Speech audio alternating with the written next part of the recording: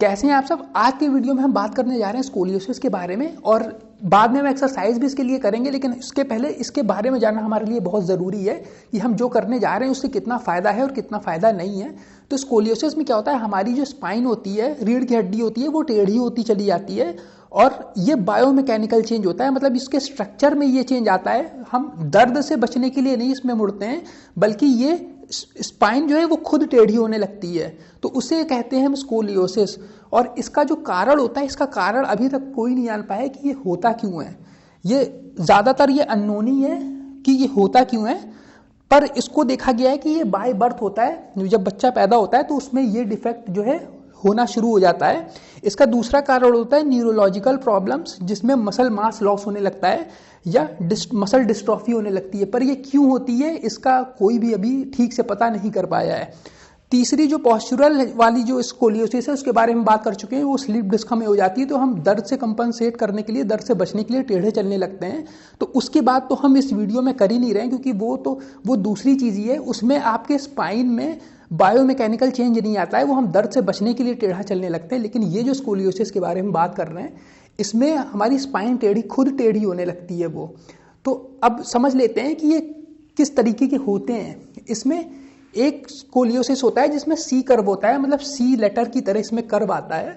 तो इसमें होता क्या है कि जैसे मान लीजिए ये कर्व इस तरीके से आया है, मैं यहाँ पर ऐसे खड़ा होता हूँ, तो ये मेरे राइट साइड मान लीजिए, तो ये राइट साइड जो कर्व आया है, तो इसमें क्या होता है, अंदर वाली जो साइड है स्पाइन के, ये छोटी हो जाती है और ये टाइट हो जाती है, और इसको कहते हैं कॉनकेव। तो इस साइड को कॉनकेव कहते हैं, जो अंदर धस जाती है इस तरह से, ये ऐसे धस गई, तो ये वाला हिस्सा जो है ये कॉनकेव कहा जाता है। ये शॉर्ट हो जाता है और ये इधर की साइड की जो मसल्स होती हैं वो टाइट हो जाती हैं। अब उसके अपोजिट साइड जो ये निकला हुआ है, जो ऐसे ये निकल आया है सी की तरह, इसको कहते हैं कॉन्वेक्स या कॉन्वेक्सिटी इसको कहते हैं। तो ये लंबी हो जाती है और इधर की जो मसल्स होती हैं वो वीक हो जाती हैं। तो हमको करना क्या है, हमको जो वीक मसल हो गई है उनको हमको मजबूत करना है, और उसके लिए हम क्या करेंगे, स्ट्रेच करेंगे। और स्ट्रेच इसलिए करेंगे क्योंकि एक तो हमको ये मसल जो इधर की वीक हो गई है उनको मजबूत करना है, दूसरा जो इधर जो मसल जो टाइट हो गई है उनको ढीला भी करना है। तो ये इसका तरीका है इसको करने का। और इससे हमको होता क्या है, इससे हमको जो दर्द वगैरह हो रहा होता है उसमें हमको रिलीफ मिलता है। अब हम सिर्फ एक्सरसाइज करके ये जो स्पाइन हमारी टेढ़ी हो गई है इसको हम सीधा कर दें, ऐसा होता नहीं है। सिर्फ एक्सरसाइज से आप स्पाइन को सीधा नहीं कर सकते हैं, ब्रेसिंग वगैरह इसके लिए लगाई जाती है, हम अभी आगे बात करते हैं जल्दी से। फिर इसमें एक होता है एस कर्व, एक स्कोलियोसिस होती है उसमें एस कर्व होता है, इस तरीके से बनता है। तो उसमें पहले ये थोरैसिक वाली साइड है, ये पहले इधर बेंड होती है, और उससे कंपनसेट करने के लिए लंबर वाली साइड जो होती है वो उस तरफ अपोजिट डायरेक्शन में वो भी निकल आती है। तो इसका भी दर्द वगैरह सही करने के लिए हम यही सब करेंगे जो हम यहाँ पर कर रहे थे। तो ये हमारी सी कर्व वाली स्कोलियोसिस हो गई और ये एस कर्व वाली हो गई, ये कॉम्प्लिकेटेड ज़्यादा होती है। अब बात कर लेते हैं दो तरीके की स्कोलियोसिस के बारे में। तो एक होती है डेक्स्ट्रोस्कोलियोसिस, जो राइट साइड की तरफ बेंड होती है, इसको डेक्स्ट्रो कहते हैं।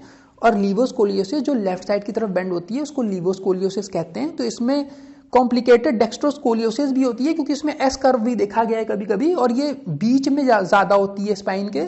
जो लीवोस्कोलियोसिस होती है ये ऊपर साइड ज़्यादा देखी गई है, लेकिन ये लेफ्ट साइड की तरफ बेंड होती है, तो लेफ्ट साइड में हमारे हार्ट भी होता है, तो कभी कभी उसके लिए ये खतरा बन सकती है, लेकिन ये बहुत रेयर होता है, इसमें डरने की कोई बात नहीं है।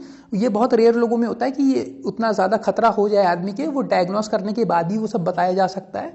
और इसमें क्या होता है कि आपको जब स्कोलियोसिस होती है तो आपके कंधे ऊपर नीचे हो जाते हैं, हिप्स ऊपर नीचे हो जाते हैं, पैर ऊपर नीचे, एक लंबा एक छोटा हो जाता है, और रिब्स के शेप में भी चेंज आ जाते हैं। तो इससे कभी कभी ब्रीदिंग की प्रॉब्लम होती है, और पेन तो जो हमको होता है वो तो होता ही है कमर में। अब जल्दी से स्कोलियोसिस के बारे में कुछ फैक्ट्स हैं वो हम जान लें, क्योंकि हम एक्सरसाइज करने जा रहे हैं तो हमको ये चीज़ें पता होनी चाहिए कि एक्सरसाइज जो हम कर रहे हैं वो हमें कितना फ़ायदा देंगी, कितना असर करेंगी और कितना नहीं करेंगी। तो सबसे पहला जो फैक्ट है कि can not be diagnosed just by posture, मतलब हम किसी आदमी को ये नहीं बता सकते इसको स्कोलियोसिस है अगर वो टेढ़ा ऐसे चल रहा है, क्योंकि वो हो सकता है कि वो स्लिप डिस्क के दर्द की वजह से वो टेढ़ा चल रहा हो, या उसके कंधे या हिप्स में कुछ, उसके शेप में कुछ, बनावट में कुछ गड़बड़ी हो, तो उस वजह से वो टेढ़ा लग रहा हो देखने में। लेकिन कोई ज़रूरी नहीं है कि उसको स्कोलियोसिस हो। तो स्कोलियोसिस डायग्नोस करने के लिए उसकी जांच करनी पड़ेगी, तभी हम ये तय कर सकते हैं कि इस आदमी को स्कोलियोसिस है कि नहीं। दूसरा फैक्ट जो है कि अगर 10 डिग्री से कम आपका बेंड है, जो स्कोलियोसिस हमें होती है, जो उसका कर्व होता है, जो बेंड होता है, उसको नापने के लिए हम कॉब एंगल का इस्तेमाल करते हैं। और अगर कॉब एंगल में 10 डिग्री से वो डिग्री कम निकलता है, अगर 10 डिग्री से कम है कॉब एंगल स्कोलियोसिस का, तो इसका मतलब आपको स्कोलियोसिस नहीं है।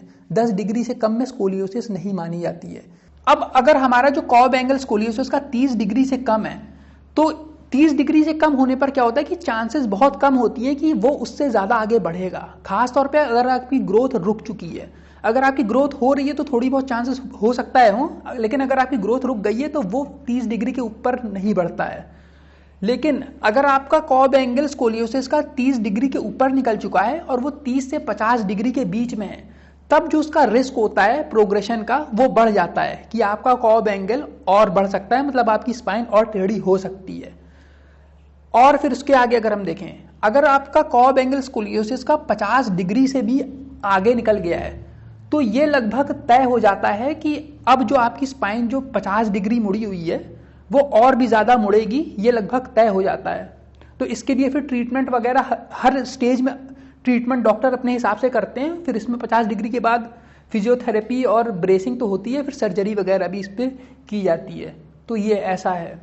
अब अगर आपका स्कोलियोसिस का कॉब एंगल 25 डिग्री से कम है तो उसको ऑब्जर्वेशन में रखा जाता है। तो जैसे हम जानते हैं कि 10 डिग्री से नीचे तो स्कोलियोसिस को माना ही नहीं जाता है, पर 10 डिग्री से जैसे जैसे आगे बढ़ती है, पहले वो माइल्ड स्कोलियोसिस होती है, फिर वो बढ़ते बढ़ते जब 20 पर पहुंचती है तो वो माइल्ड से मॉडरेट में बदल जाती है। तो ये होता है कि जिन लोगों की हाइट बढ़ रही है उनका और ज्यादा प्रोग्रेशन ना हो जाए, तो फिर ब्रेसिंग वगैरह का जो इस्तेमाल है वो होना शुरू हो जाता है 20 से 25 डिग्री में, और 25 से 30, 30 से 35 और 35 से 40, 40 से 45, तो ये ब्रेसिंग इतने डिग्री में लगना जो है वो स्टार्ट हो जाती है। और फिर अब हम आगे बढ़ते हैं तीसरे फैक्ट पर। तो नो बेस्ट एक्सरसाइज और अल्टरनेट ट्रीटमेंट ये यहाँ पर लिखा है। तो इसका मतलब ये है कि हमको जो स्कोलियोसिस हो जाती है, जो हमारी टेढ़ी हो गई है रीढ़ की हड्डी, ऐसी कोई एक्सरसाइज नहीं बनी है जो अकेले उसको ठीक कर दे। अब बात करते हैं चौथे फैक्ट के बारे में, ये भी बहुत जरूरी है।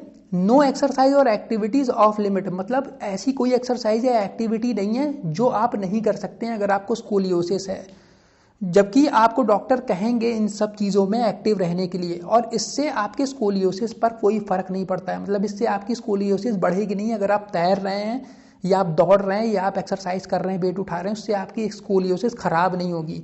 और जबकि डॉक्टर आपको कहेंगे इसमें एक्टिव रहने के लिए। और कई ऐसे एथलीट रहे हैं जिनको स्कोलियोसिस थी है और वो उन्होंने मेडल जीते हैं। एक लेमार ग्रांट हैं, लेमार गैंट नाम इनका है, इन्होंने डेडलिफ्ट में गोल्ड मेडल जीते हैं, इनको भी स्कोलियोसिस थी। एक जेसिका एशवुड हैं, ये स्विमर हैं, ये भी मेडल्स जीत चुकी हैं, ऑस्ट्रेलिया की हैं। और उसेन बोल्ट जिनको आप सब जानते होंगे, इनको भी स्कोलियोसिस है, लेकिन अब देखिए इन्होंने मेडल वगैरह, इन्होंने तो वर्ल्ड रिकॉर्ड बना रखे हैं। और ऊपर जो लेमार गैंट है इनका भी वर्ल्ड रिकॉर्ड है। तो इससे ये साबित होता है कि आप स्कोलियोसिस अगर आपके है तभी भी आप स्पोर्ट्स वगैरह में हिस्सा ले सकते हैं, इसमें कोई दिक्कत की बात नहीं है। अब चलिए पांचवें फैक्ट के बारे में बात कर लेते हैं, जो लास्ट फैक्ट है स्कोलियोसिस के बारे में। इसमें लिखा है कि scoliosis of low to moderate severity does not cause back pain. मतलब अगर आपकी स्कोलियोसिस की जो सिवियरिटी है वो लो से मॉडरेट है, मतलब हल्की फुल्की आपको स्कोलियोसिस है, तो 10 डिग्री के नीचे तो माना ही नहीं जाता है। मान लीजिए आपका 15 डिग्री से 25 डिग्री के बीच में स्कोलियोसिस का कॉब एंगल आया है, तो ऐसे लोगों को ज्यादातर बैक पेन नहीं होता है। कुछ रेयर चांसेस में हो भी सकता है, लेकिन ज्यादातर नहीं होता है। कुछ लोगों को 20 डिग्री के बाद होने लगता है, लेकिन ज्यादातर जो देखा गया है उसमें बैक पेन इतनी जल्दी इतने कम में नहीं माना गया है। कुछ कुछ को तो 30 डिग्री तक भी बैक पेन नहीं होता है। तो उसकी चांसेस जो है बैक पेन की काफी कम रहती है अगर आपकी स्कोलियोसिस की सिवियरिटी लो से मॉडरेट है। तो ये भी एक अच्छी खबर है आपके लिए। और बैक पेन जिन लोगों को हो भी रहा है, वो कोई जरूरी नहीं कि स्कोलियोसिस की वजह से हो रहा हो, वो हो सकता है कि और भी कोई कारण हो, क्योंकि बैक पेन आजकल काफी कॉमन हो गया है। लेकिन फिर भी आपको लापरवाही नहीं करनी है, आपको डॉक्टर से कंसल्ट करना है, चाहे हल्की हो चाहे ज्यादा हो। और उसके बाद आपको इसके साथ साथ आपको फिजिकल एक्टिव रहना है, स्ट्रेस को रिड्यूस करना है और सोना ढंग से अच्छी तरीके से नींद लेनी है। तो ये सब थे फैक्ट हमारे स्कोलियोसिस के। और हम एक्सरसाइज करने जा रहे हैं, तो इस एक्सरसाइज से हमको कितना फायदा होगा वो भी हम जान चुके हैं। हम दर्द सही करने के लिए एक्सरसाइज करेंगे। तो चलिए फिर इसी बात पर वीडियो को शुरू करते हैं। चलिए फिर एक्सरसाइज को हम शुरू करते हैं। और जैसे कि हमने बोर्ड पर देखा था कि जहां से हमारा कर्व जो निकला हुआ होता है, तो वो जो साइड होती है वो कमजोर हो जाती है और अंदर वाली जो साइड होती है टाइट हो जाती है। तो अब हम क्या करेंगे, इस एक्सरसाइज में हम कमजोर वाली साइड को मजबूत करने के लिए एक्सरसाइज करेंगे। तो इसमें मान लीजिए कि कर्व मेरा इस तरफ निकला हुआ है, जो सी शेप है वो नीचे की तरफ ऐसे निकला हुआ है, तो मैं इधर बैठ जाऊंगा, इस तरफ ऐसे लेट जाऊंगा। अगर मेरा इधर निकला रहता तो फिर मैं डायरेक्शन बदल देता। अभी मान के चलिए कि सी शेप ऐसे निकला हुआ है, तो मेरी जो यहां पर स्पाइन है वो इस तरीके से यू निकली हुई है। तो अब मैं ऐसे इस साइड पे ऐसे आ गया हूं। अब हमको पोजीशन क्या बनानी है, पैर को 90 डिग्री पर इस तरह से रख लेना है। दोनों पैर, एक दूसरा पैर इसके ऊपर ऐसे रख लीजिए, 90 डिग्री पर ये रहेगा। और कोहनी को भी 90 डिग्री इस तरह से स्टेबलाइज करने के लिए यहाँ पर ऐसे रख लीजिए। अपना ये वाला हाथ ऐसे रख लीजिए यहाँ पर अपनी थाई के ऊपर। और अब हमको क्या करना है, प्लैंक करना है, साइड प्लैंक है ये। इसमें हमको क्या करना है, हमको अपनी बॉडी, ये जो चीज़ है हमारी, इसको उठानी है। वो कैसे उठानी है वो चलिए देख लेते हैं। हम इस तरीके से अपनी बॉडी को उठाएंगे और जितना सीधा कर सकते हैं सीधा करेंगे। इसमें हमको ये ध्यान देना है कि घुटने, हिप्स और शोल्डर को एक लाइन में लाने की कोशिश करनी है, जिससे हमारा जो प्लैंक है वो सही तरीके से लग जाए। तो घुटने, हिप्स और शोल्डर्स को, कंधों को एक लाइन में लाना है। तो ये हमारा जो है ये साइड प्लैंक इस तरीके से ये हो गया है। अब हमको क्या करना है, यहाँ पर 10 से 15 सेकंड्स रुकने की कोशिश करनी है। अगर आपके पास ताकत है कि आप 30 सेकंड तक रुक सकते हैं तो 30 सेकंड्स भी आप रुक सकते हैं। वैसे अगर आप नहीं रुक पा रहे हैं तो आप 10 से 15 सेकंड्स रुकिए और फिर रिलैक्स कर लीजिए। फिर थोड़ा सा कुछ सेकंड्स रुककर फिर इसी चीज़ को रिपीट करिए। 15-20 सेकंड्स रुकिए जितना आप रुक सकते हैं और फिर उसके बाद फिर रिलैक्स कर लीजिए। तो इसको आप 5 बार कर सकते हैं। तो ये हमारी जो है ये एक्सरसाइज हो गई है। अब बढ़ते हैं अगली एक्सरसाइज पर। चलिए फिर बढ़ते हैं अगली एक्सरसाइज पर। इसमें हमको क्या करना है, मान लीजिए कि राइट साइड मेरा कर्व निकला हुआ है, जो स्पाइन है मेरी वो राइट साइड मुड़ी हुई है। तो राइट साइड जो मुड़ी हुई है तो उसका जो मुड़ाव है वो राइट साइड में है, लेकिन जो ओपन कर्व उसका है वो इस साइड निकला हुआ है। तो जैसे इधर ऐसे निकली हुई है तो जो उसका ओपन कर्व है वो इस तरफ निकला हुआ है। तो जिस तरफ हमारा ओपन कर्व निकला हुआ है उसी साइड हम आ जाएंगे। तो राइट साइड में मेरी स्पाइन मुड़ी हुई है और उसका जो ओपन कर्व है, जो उसका कॉनकेव वाली जो साइड है वो इधर की तरफ है। तो हम लेफ्ट साइड में ही आ जाएंगे, क्योंकि राइट साइड हमारी स्पाइन निकली हुई है। हम उसके अपोजिट डायरेक्शन में लेफ्ट साइड में बेड पर आ जाएंगे। इसको हमको बेड पर ही करना है। और अब हम क्या करेंगे कि एक पैर को हम जो है वो इस तरीके से लटका लेंगे और अपने कोहनियों पे, कोहनियों की मदद से, कोहनियों से टेक लेके हम इस पोजीशन में ऐसे लेट जाएंगे, जैसे हम लेटे हुए, जैसे मैं दिख रहा हूँ और इसमें मेरी पीठ उठी हुई है इस पोजीशन में।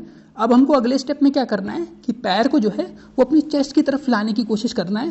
पैर मेरा बेड से नीचे लटक रहा है और मैं इसको मोड़ कर अपने चेस्ट की तरफ लाने की कोशिश कर रहा हूँ। तो इसमें मुझे एक स्ट्रेच जैसा फील हो रहा है।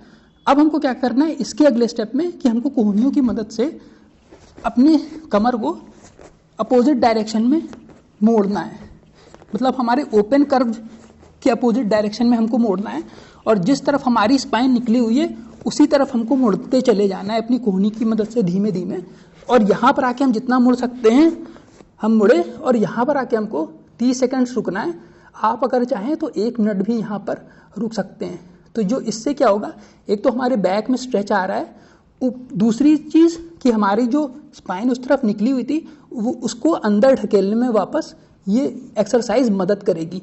तो हम यहाँ पर रुके 30 सेकंड्स या 1 मिनट तक और उसके बाद फिर हम कोहनी की मदद से धीमे धीमे अपनी जगह वापस आ जाएंगे इस तरीके से।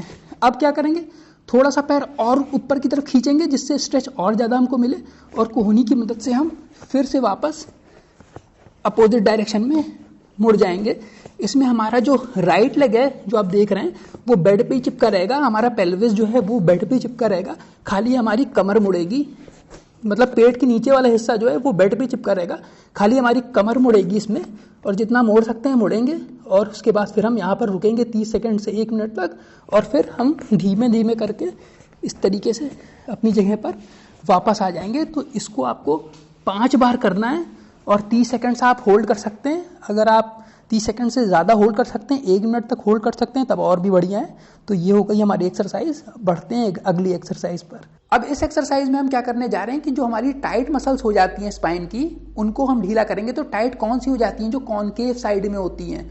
और जो कॉन्वेक्स होती हैं वो ढीली होती हैं। तो कॉनकेव वाली साइड को हम ढीला करेंगे जो टाइट हो जाती हैं। तो मान लीजिए कि लेफ्ट साइड में मेरे कर्व निकला हुआ है, तो इधर वाली जो साइड है वो ढीली हो जाती है और इधर साइड जो होती है, जो दबी हुई होती है अंदर की तरफ, वो टाइट हो जाती है। तो उसको हमको ढीला करना है। उसके लिए हम क्या करेंगे कि दरवाजे पे या दीवार पे आप इस तरीके से खड़े हो जाएंगे, पैरों को जो है आसपास ही रखिए, दोनों पैरों को इस तरीके से। और अब हमको क्या करना है कि 90 डिग्री पर इस तरीके से अपना हाथ दरवाजे पर लगा देना है, टेक ले लेनी है इस तरीके से। अब हम क्या करेंगे कि हम जिस साइड हमारा निकला हुआ है कर्व, उसके अपोजिट डायरेक्शन में हमको अपनी कमर को ढकेलना है इस तरीके से। तो यहां पर ऐसे ढकेल के आपको 15 से 20 सेकेंड्स, या हो सके तो आप 30 सेकेंड्स भी रुक सकते हैं, और फिर उसके बाद आप वापस अपनी पोजीशन में आ जाना है। इसमें एक चीज़ ये ध्यान रखनी है कि अगर इसको करते समय आपको दर्द होता है, डिस्कम्फर्ट होता है, तो इस एक्सरसाइज को आपको तुरंत रोक देना है। इस एक्सरसाइज को नहीं करना है। अगर आपको डिस्कम्फर्ट महसूस होता है और नहीं होता है तो आप इसको 5 रेप लगा सकते हैं। और जितना भी आप प्रोग्रेस करेंगे, जितना भी रेप आप आगे बढ़ेंगे, उतना आपको कोशिश करनी है कि आप और अपने आप को अंदर की तरफ ढकेल सकें इस तरीके से, ताकि जो आपकी जो टाइट मसल्स हैं कॉनकेव साइड की, वो ढीली हो सकें। तो ये एक बहुत सिंपल सी एक्सरसाइज थी। तो ये एक्सरसाइज भी हमारी हो गई है। अब बढ़ते हैं अगली एक्सरसाइज पर। चलिए फिर शुरू करते हैं अपनी अगली एक्सरसाइज। इसको हम करेंगे फोम रोलर से और हम करने जा रहे हैं मसाज। अब हमको क्या करना है, अब हमको मसाज करना है। और वो कैसे करना है, हमको मिड बैक से लेकर अपर बैक तक का मसाज करना है। हमको लोअर बैक पर नहीं जाना है, मतलब कमर के बीच वाले हिस्से से कमर के ऊपर वाले हिस्से तक हमको मसाज करना है। हमको कमर का निचला हिस्सा मसाज नहीं करना है, क्योंकि उससे हमको इरिटेशन हो सकती है। तो वो कैसे करना है, बहुत सिंपल है। हम इस फोम रोलर को अपने मिड बैक वाले हिस्से पर इस तरीके से रख लेंगे, और अब हम इस तरीके से ये हमारी पोजीशन बना लेंगे, और रोल करते हुए हमें मिड बैक तक आना है, और फिर अपर बैक तक हमको ले जाना है इस तरीके से।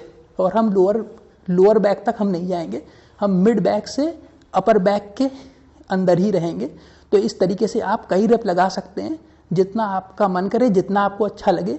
ये हम कर क्यों रहे हैं, ये हम कर इसलिए रहे हैं क्योंकि स्कोलियोसिस में जो हमारे कमर में दर्द हो जाता है, उससे इसमें काफ़ी राहत मिलती है इस एक्सरसाइज को करने से। और जो मसल्स हमारी जो टाइट हो जाती हैं, उसमें भी हमको काफ़ी राहत मिलती है। तो अब इसके आगे अब हम क्या कर सकते हैं, एक तो ये मसाज हो गया। अब जो हमारा जो कर्व बाहर की तरफ निकला हुआ है, उसकी जो मसल जो टाइट हो गई होती हैं, उनको ढीला करने के लिए हम इसमें एक चीज़ और कर सकते हैं। मान लीजिए लेफ्ट साइड मेरा निकला हुआ है, इस साइड ऐसे निकला हुआ है कर्व, तो हम क्या करेंगे, थोड़ा सा हम इस तरफ ऐसे घूम जाएंगे, हाथ आप ऊपर कर लीजिए बैलेंस बनाने के लिए, और फिर हम जैसे कर रहे थे वैसे ही हम मसाज कर सकते हैं।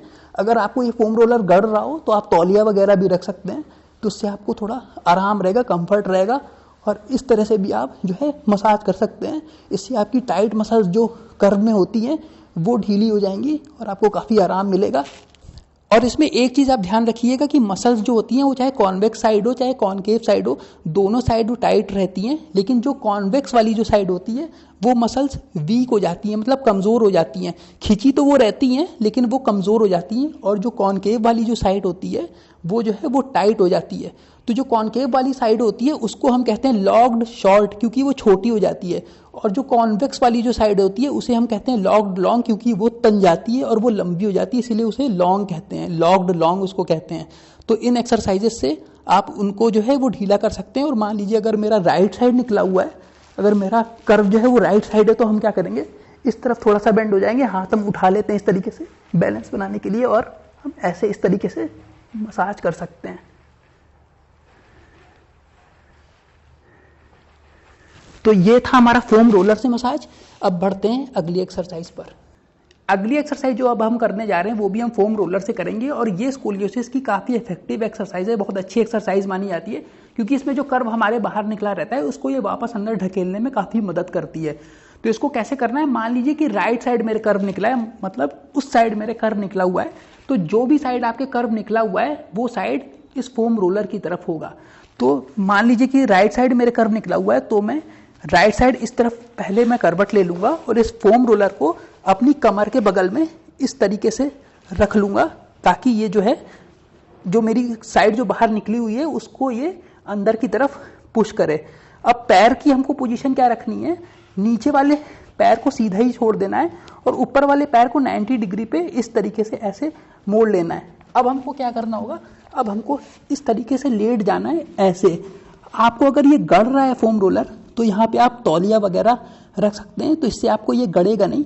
अब क्या हो रहा है, एक बहुत ही बेहतरीन स्ट्रेच जो है वो मुझे मेरी कमर में महसूस हो रहा है, और वो जो मेरी राइट साइड जो कर्व बाहर की तरफ निकला हुआ है उसको ये फोम रोलर जो है पुश कर रहा है अंदर की तरफ। तो इससे हमको काफ़ी रिलीफ मिल रहा है। और इसको हम थोड़ा सा और इंटेंस करने के लिए क्या कर सकते हैं, अपना हाथ जो है, ये हाथ आप ऐसे सीधे सामने ऐसे कर दीजिए, उससे कोई आपको मतलब नहीं है। जो आपका ये अपोजिट साइड वाला जो हाथ है इसको आपको ऊपर ऐसे लाना है और अपनी बॉडी को जितना ज़्यादा आप खींच सकते हैं खींचिए, और इसको ऐसे लाकर ज़मीन पर ऐसे रख देना है, जिससे कि जैसे आप स्ट्रेचिंग वगैरह करते हैं उसी इस तरह से आपको ये हाथ ऐसे ऊपर से लाना है, और जितना आप खोल सकते हैं अपनी कमर को खोलकर ऐसे हाथ को ज़मीन पर ऐसे चिपका देना है। अब आपको यहाँ पर होल्ड करना है, आप जितना भी होल्ड कर सकते हैं, 15-20 सेकेंड्स, 30 सेकेंड्स, इसको आप 1 मिनट तक होल्ड कर सकते हैं।